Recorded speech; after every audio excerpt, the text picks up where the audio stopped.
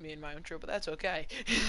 But anyways, today is going to be a story kind of thing. I know I'm streaming. I'm just too lazy to actually make a video. Whatever. Expect actual videos in the winter once I get my PC set up. Actually get like a hardcore setup. It'll be good quality videos. But anyways, today's gonna be a bit of a story, and we're gonna be playing some Titanfall in the background. So I'm probably gonna be switching in between the shotgun and the AR, just kind of messing around, having a good time. But so now my friend Owen, it's cool if I say your name, right?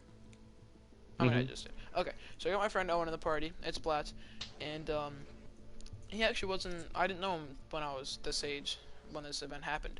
So actually, I'm trying to decide. There's two stories I want to tell. I'm trying to figure out which one I should tell. But Both. anyways, both. So it's about Double the same. story. Okay, it's about the same kid, and so this is actually pretty funny. So I'm gonna give you some background on this kid first. So I can't say this kid's name, like actual name, so we'll call him Clayton, because the name's suiting. The name is suiting, trust me. So me and Clayton and Clayton and me were, I don't know, English, whatever. We were pretty good friends up until third, fourth, maybe even up, fourth grade. We were decent friends, and I don't know, he just got kind of annoying. But anyways, so we were on the bus in about, third grade, I think it was. And so my good friend, my next door neighbor, we'll call him, I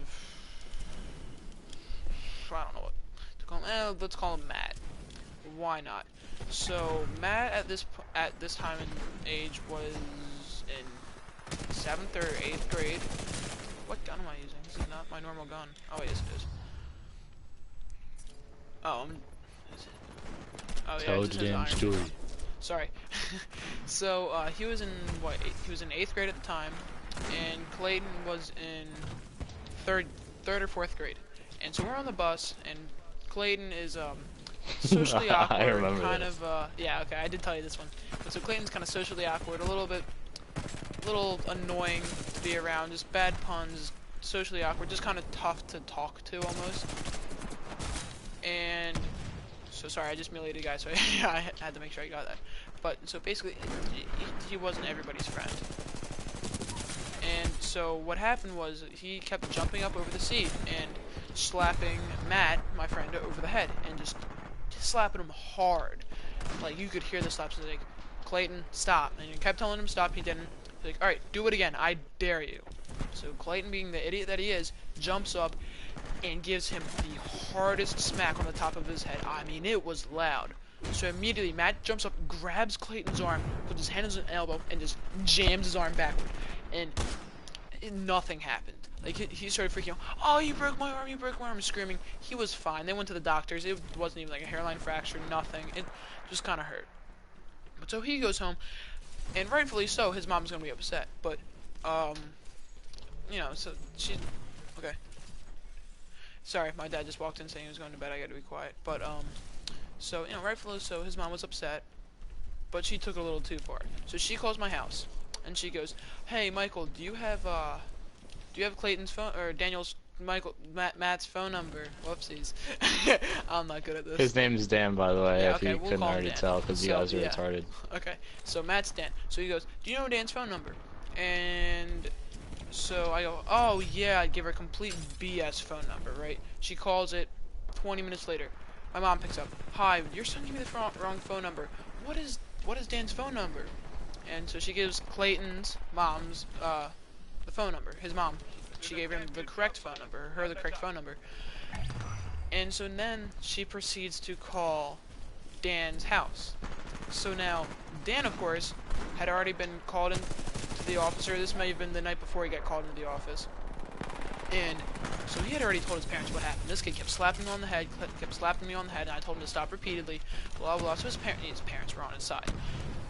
And so Clayton's mom, you know, calls him. Dan's mom picks up, and she goes, oh, hey, what's up? Yeah, I am the mom of the son that your son broke his arm of.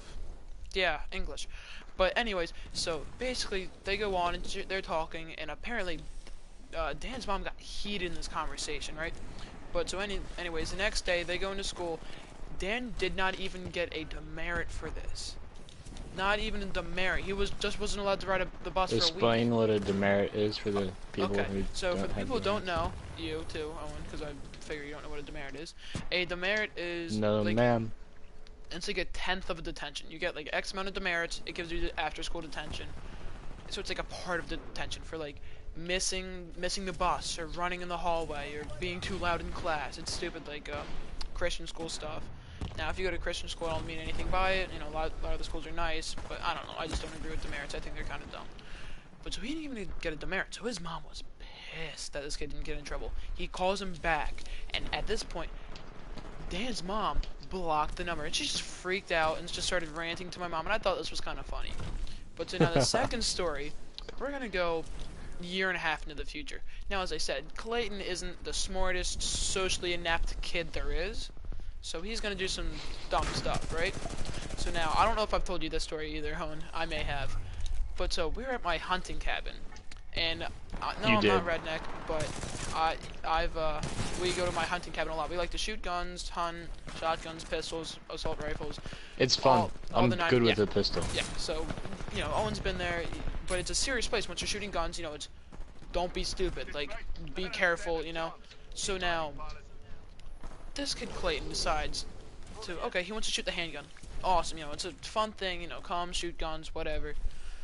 So he's shooting. You know, his dad shot, we showed him how to shoot. And this kid's huge into airsoft, so he thinks he knows exactly what he's doing. So now, he's firing a 9mm pistol. Stands there, sideways like a Rambo or whatever, aims down, pa, pa, pa, 3 shots at the target. He's like, whoa, this is cool, so he decides to shoot faster. Now, by shooting faster, it slowed down the action because of how the bullets were firing, I guess. I'm not a gun scientist or whatever. I don't know exactly how these things work. But apparently it slowed down the action, causing one of the rounds to jam, but pop out. So once he pulled the trigger once, it was like a misfire. But then he pulled the trigger again, turning around, he goes, I think it's jammed, while pulling the trigger, turning at us. I am not kidding you. The bullet lands 5 feet away from me, hitting a tree. That is the last time I have talked to this kid. The kid nearly shot me. I just spent a weekend with a kid who shot me. Or didn't shoot me, but nearly shot me. Do you know how awkward this weekend was? It was beyond bad. It was just so weird. It was awkward daisies in a tree. Sure. But so now, oh, I almost turned on that kid. I had to sleep downstairs in a cabin on a lazy boy. Because I was just pissed at this kid. Kid didn't even, his parents didn't let him leave the house. So literally, Clayton literally never even left the house. He was just screwed. Now, actually, I do have another funny story, but I'm going to save that for another time. Peace out, guys. Hope you enjoyed. That's it.